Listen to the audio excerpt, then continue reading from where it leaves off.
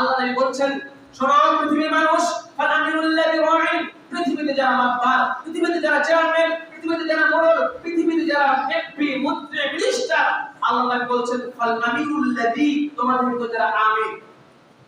রাঈন আলান নাস, ওই ব্যক্তির দায়িত্ব হচ্ছে, ওই ব্যক্তি সমস্ত মানুষের উপর দায়িত্বশীল, ওয়া মাসউলুন আনহুম, আর কিয়ামতের ময়দানে সমস্ত মানুষ সম্পর্কে তাকে জিজ্ঞাসাবাদ করা হবে। ফলে সম্মানিত উপস্থিতি, আজকে এই বাংলাদেশে যারা মন্ত্রী রয়েছেন, আজকে বাংলাদেশে যারা এমপি, মন্ত্রী, মিনিস্টার, যে পদে থাকেন না কেন, আপনি গ্রামের মাতবার হন না কেন, আপনি গ্রামের মেম্বার হন না কেন, চেয়ারম্যান হন না কেন, এমপি হন না কেন, যে পদে থাকেন না কেন, আপনার আয়ত্ত যে মানুষগুলা রয়েছে, সেই মানুষ যদি কোন একটা খারাপ কাজে লিপ্ত হয়, কোন একটা জেনায় লিপ্ত হয়, সুদের সাথে জড়িত হয়, নামাজ ছেড়ে দেয়, কোরআন ছেড়ে দেয়, আল্লাহর বিরুদ্ধাচরণ করে, রাসূলের বিরুদ্ধাচরণ করে, আল্লাহ নবী বলছে ফাহুয়া মাসউলুন আনহুম, কিয়ামতের ময়দানে ওই চেয়ারম্যান, ওই মেম্বার, ওই মাতবর, ওই মোড়লকে, ওই এমপিকে, ওই মন্ত্রীকে, ওই মিনিস্টারকে আল্লাহর কাছে কিয়ামতের ময়দানে কাঠ করার সম্মুখীন হতে হবে।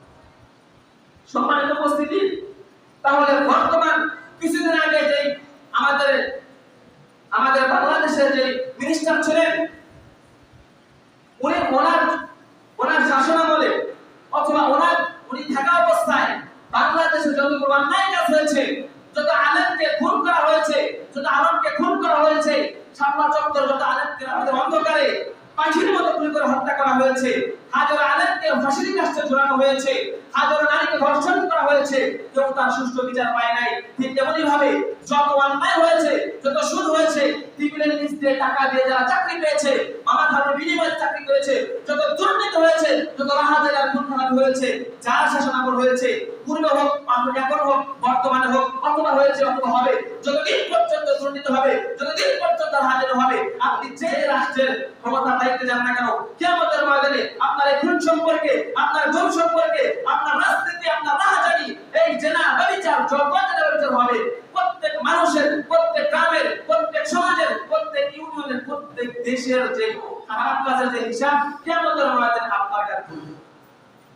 সম্মানিত উপস্থিতি, ঠিক এমনই ভাবে হাদিসের পরের অংশে আল্লাহ নবী সাল্লাল্লাহু আলাইহি ওয়াসাল্লাম বলছেন ওয়া রাজুলু রাঈন আলা আহলিহি ওয়া হুয়া মাসউলুন আনহুম। ঠিক তেমন আল্লাহ নবী সাল্লাল্লাহু আলাইহি ওয়াসাল্লাম একে একে আল্লাহ নবী সাল্লাল্লাহু আলাইহি ওয়াসাল্লাম ব্যাখ্যা করে বলছেন, আল্লাহ বলছেন ওয়া রাজুলু রাঈন আলা আহলিহি ওয়া হুয়া মাসউলুন আনহুম, পৃথিবীর মানুষ তোমরা শুনে রাখো, তোমরা যারা পুরুষ,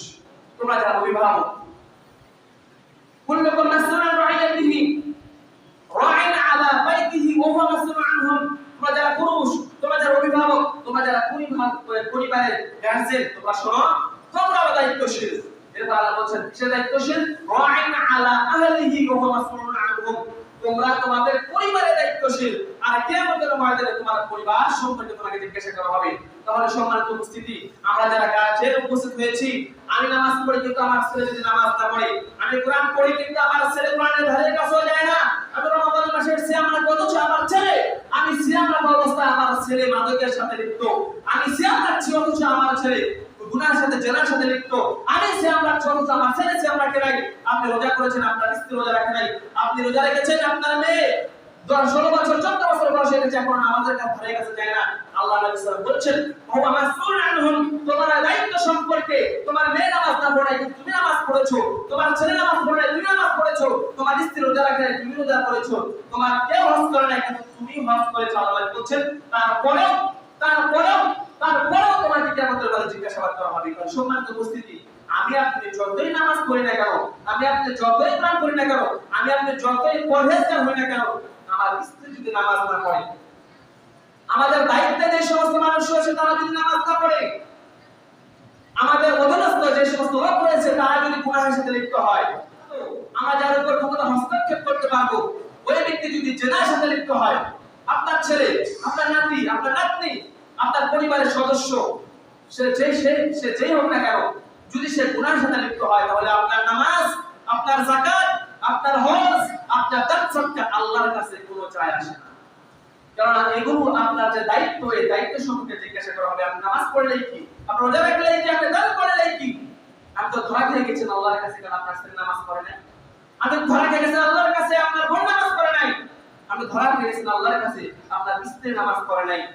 কাজের সম্মানিত উপস্থিতি, আল্লাহর রাসূলের পরামর্শ বলছেন ওয়াল মারআতু রা'য়াতুন আলা বাইতি বা'লিহা ওয়া ওয়ালাদিহি ওয়া হুয়া মাসউলুন আনহুম। আল্লাহর হাদিসের পরামর্শ বলছেন, শোনো পৃথিবীতে যারা তোমরা মেয়ে রয়েছে, তোমরা যারা মেয়ে মা রয়েছে, আল্লাহ বলছেন ওয়াল মারআতু রা'য়াতুন আলা বাইতি বা'লিহা ওয়া ওয়ালাদিহি,